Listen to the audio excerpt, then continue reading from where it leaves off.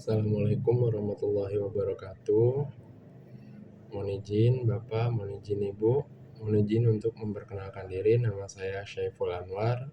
Saya dari kelas A7, kelompok 2. Izin untuk menceritakan pengalaman ketika belajar dari modul 2 tentang isu kontemporer dan konflik kepentingan.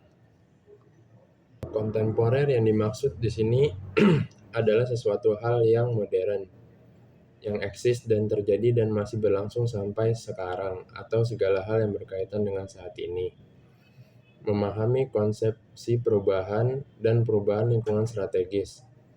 Melalui isu-isu strategis kontemporer sebagai wawasan strategis PNS dengan menyadari pentingnya modal insani, dengan menunjukkan kemampuan berpikir kritis dalam menghadapi perubahan lingkungan strategis. Perubahan lingkungan strategis.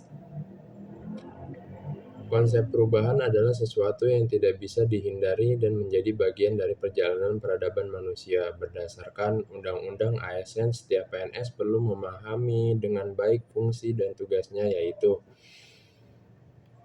melaksanakan kebijakan publik yang dibuat oleh pejabat, pembina kepegawaian sesuai dengan peraturan perundang-undangan, memberikan pelayanan publik yang profesional dan berkualitas, serta mempererat persatuan dan kesatuan negara Republik Indonesia. Menghadapi hal tersebut, PNS dituntut untuk bersikap kreatif dan melakukan terobosan ataupun inovasi dalam melaksanakan pelayanan kepada masyarakat. Menjadi PNS yang profesional memerlukan pemenuhan terhadap beberapa persyaratan berikut. Mengambil tanggung jawab, menunjukkan sikap mental positif, mengutamakan keprimaan, menunjukkan kompetensi, memegang teguh kode etik. Perubahan lingkungan strategis. Perubahan global ditandai dengan hancurnya batas suatu bangsa. Dengan membangun pemahaman dunia ini satu tidak dipisahkan oleh batas negara. Pentingnya setiap PNS mengenal dan memahami secara kritis terkait dengan isu-isu kritikal yang terjadi saat ini atau bahkan berpotensi terjadi. Isu-isu tersebut diantaranya bahaya paham radikalisme atau terorisme, bahaya narkoba, cybercrime, money laundry, korupsi, dan proxy war. Modal insani dalam menghadapi perubahan lingkungan strategis. Konsep ini pada intinya menganggap bahwa manusia merupakan suatu bentuk modal yang tercermin dalam bentuk pengetahuan, gagasan, kreativitas, keterampilan, dan produktivitas kerja. Ada 6 komponen dari modal manusia, yaitu 1. Modal intelektual, 2. Modal emosional, 3. Modal sosial, 4. Modal ketabahan, 5. Modal etika atau moral, 6. Modal kesehatan fisik maupun jasmani. Isu-isu strategis kontemporer meliputi korupsi, narkoba. Narkoba adalah merupakan akronim narkotika, psikotropika, dan bahan adiktif lainnya. Sedangkan nafza adalah akronim dari narkotika, psikotropika, dan zat adiktif lainnya. Narkoba terbagi menjadi 3 golongan. Golongan 1 yang ditujukan untuk ilmu pengetahuan dan bukan untuk pengobatan dan sangat berpotensi tinggi menyebabkan ketergantungan, contohnya heroin. Golongan 2 berhasiat untuk pengobatan dan pelayanan kesehatan dan berpotensi tinggi menyebabkan ketergantungan, contohnya morfin.